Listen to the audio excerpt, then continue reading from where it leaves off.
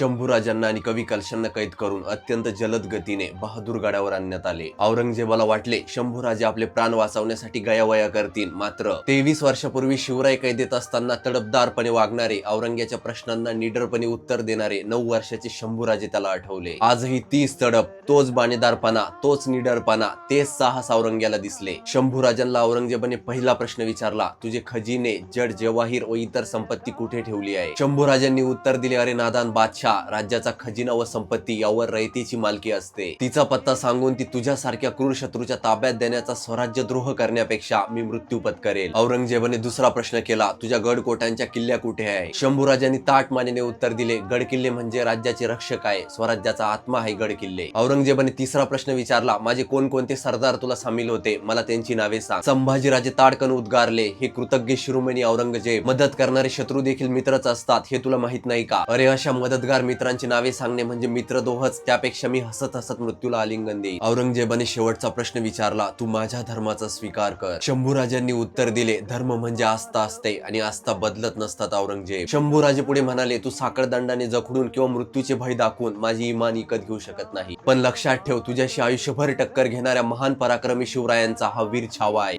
रयतेचे राज्य व रयतेचा खजिना यासाठी मी एकदा काय 10दा मरायला तयार आहे. माझ्या इमानाची, स्वाभिमानाची चर्चा दशदिशा करतील, पण स्वतःला हिंदुस्थानचा बादशाह समजणारा औरंगजेब वीर संभाजी पुढे अनेक मागण्यांसाठी भीक मागणारा महाभिकारी होता याची साक्ष इतिहास देईल. शंभूराजांचे हे जळजळीत शब्द तप्त लाव्यासारखे औरंगजेबाच्या कानात शिरले. शंभूराजे मात्र निर्भयपणे उभे होते.